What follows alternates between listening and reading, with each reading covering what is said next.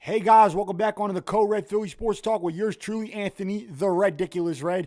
Have some things I want to cover tonight. Let's get into it. Yes. The Philadelphia Eagles yesterday fired offensive coordinator Kevin Patullo. And I got to tell you, yesterday it was a beautiful day, like the group U2 would say. Kevin Patullo yesterday should be a damn national holiday. They should mark January 13th, the termination day of Kevin Patullo. It felt so good to see him get fired yesterday. Wish him the best of luck, but it finally was time to get rid of him.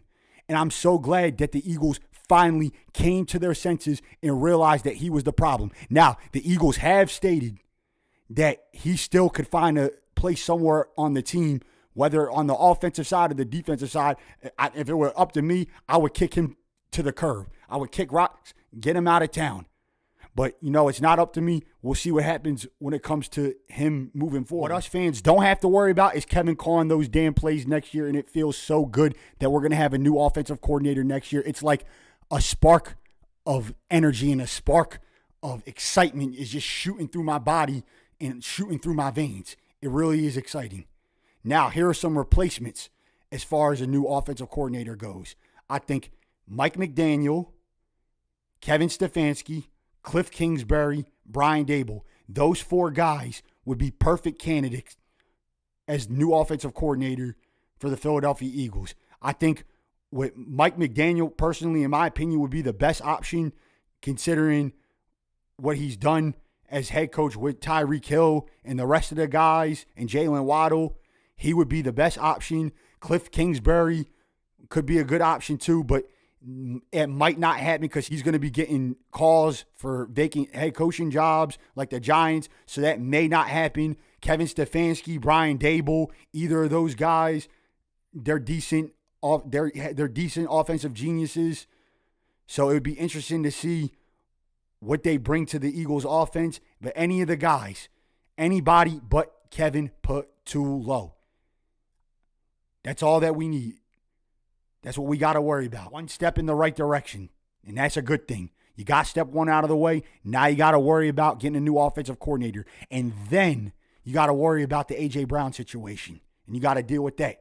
Now, it was reported that after Sunday's loss, he was seen hugging the players, and he refused to speak to the media. And that had me wondering, was that really A.J.? That very well may have been his last game as an Eagle. Now, as far as money and cap space go, get a load of this, guys. Next year, or this upcoming year, A.J. Brown, his cap is supposed to be expected around $23.5 million. That's a big part of the cap. And if we were to trade A.J. Brown, we would be taking on the fourth largest season dead cap hit in the history of the NFL at $20.1 million in over a 6-to-1 trade. That is mind-boggling. It really is. That's like, what's a good simile I can use? That's like brain cells popping out of people's heads like it was a balloon.